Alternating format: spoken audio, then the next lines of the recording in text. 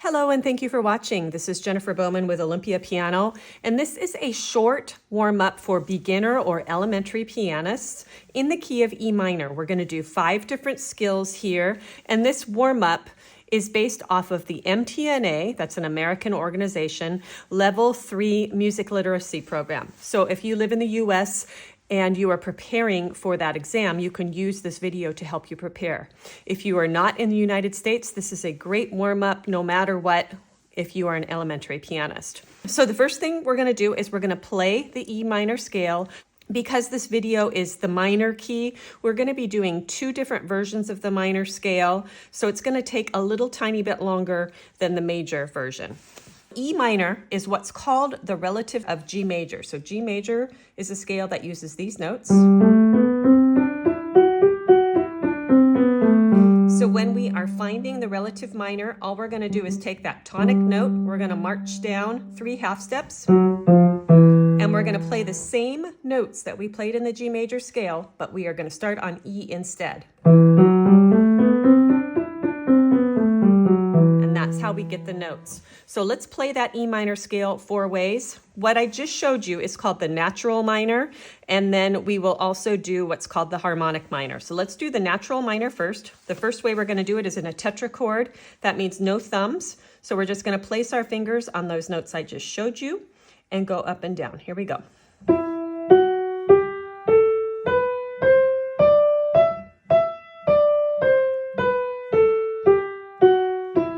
Way number 2, right hand alone. The fingering for this is 1, 2, 3. Thumb comes under. 1, 2, 3, 4, 5. Here we go.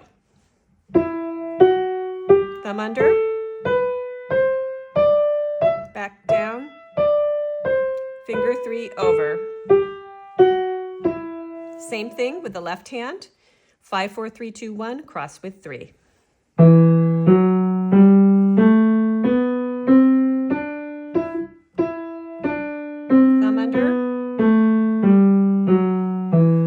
We're going to do that hands together. So I tell my students there's always something happening on 3. That means one hand is either going under or one hand is going over. Let's go nice and slow. Here we go. Right hand under, left hand over, back down, left hand under, right hand over,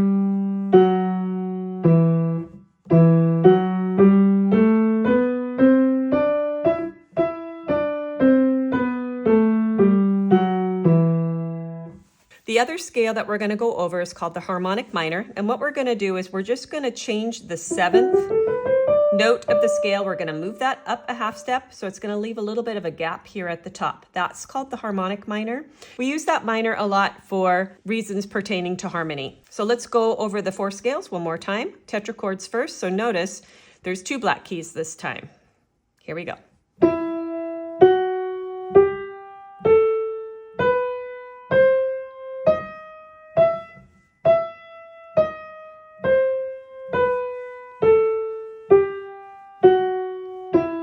Right hand alone, cross under 3. Now big stretch between 3 and 4. Stretch, cross with 3. So left hand, here we go. Big stretch between 3 and 2. After the stretch, cross under.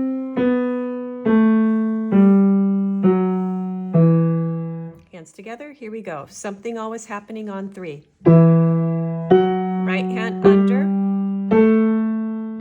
left hand over, stretch, back down, stretch, left hand under, right hand over.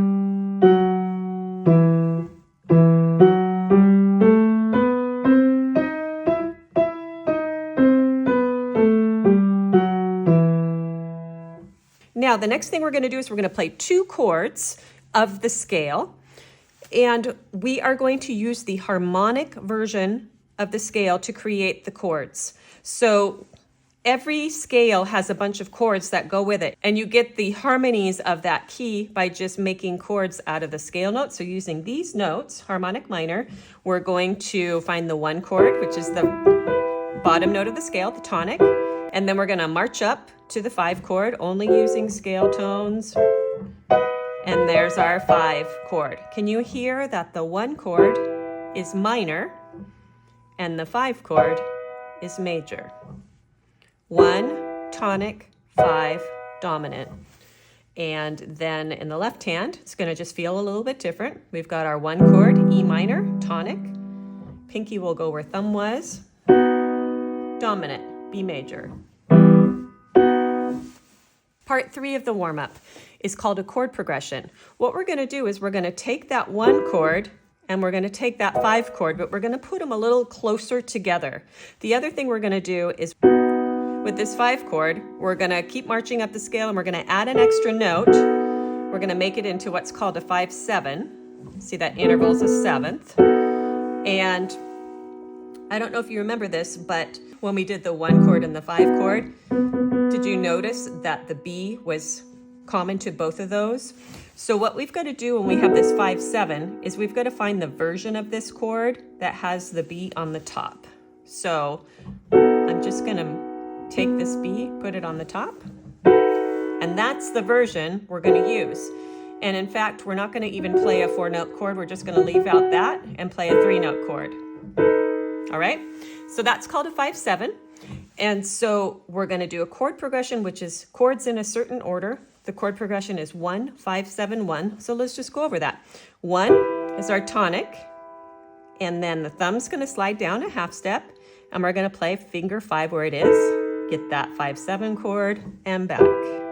Let's do that with the left hand. Bottom note's going to slide down a half step, play 2 where it is, then switch back to 5/3/1. Let's do that together.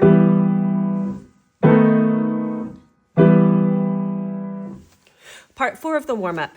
We're going to play what's called an arpeggio. Arpeggio is, instead of playing the chords together like this, we're going to play them one at a time. We're going to use the tonic chord, which is the E, the 1 of the scale, and we're going to take turns. So left hand's going to go first, then right hand, then left hand's going to cross over and just play the tonic note, which is E, and then come back down. 5, 3, 1, 1, 3, 5. Let's do that with the pedal. Ready, go. Play it with finger 2.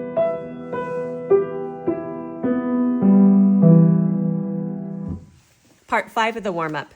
We are going to create some intervals in this scale. Interval is the distance between 2 notes. We're going to have the tonic note, or E, on the bottom, and we're just going to do intervals from the bottom from 2 to 6. So in the E minor scale, we've got a 2nd, got a 3rd, 4th, 5th, 6th. Stretch a little bit for that 6th. Left hand is going to feel opposite. 2nd, 3rd, 4th, 5th, 6th. Let's do that together. 2nd, 3rd, 4th, 5th, stretch, 6th. And you have reached the end of your level 3 warm-up for the key of E minor. I hope you will leave questions for me if you have them in the comments. If you found this video helpful, I definitely encourage you to subscribe. I'm going to be doing this in all the keys, so whether or not you are in the US, it's really handy to have this information under your fingertips. If you like this style of teaching and you want to support it, you can also donate to my channel, either directly through PayPal, information is in the description, or directly here through YouTube under something called Super Thanks. You find the Super Thanks by looking at the video. You'll see share, subscribe, save, 3 little dots. You click on those 3 dots, you'll see the word thanks, and that sends a donation directly to the channel so I can create more videos like this, share with more people around the world. If you've watched my videos before, you know I love to know where you're from, and I encourage you to please put that in the comments. Thank you for watching.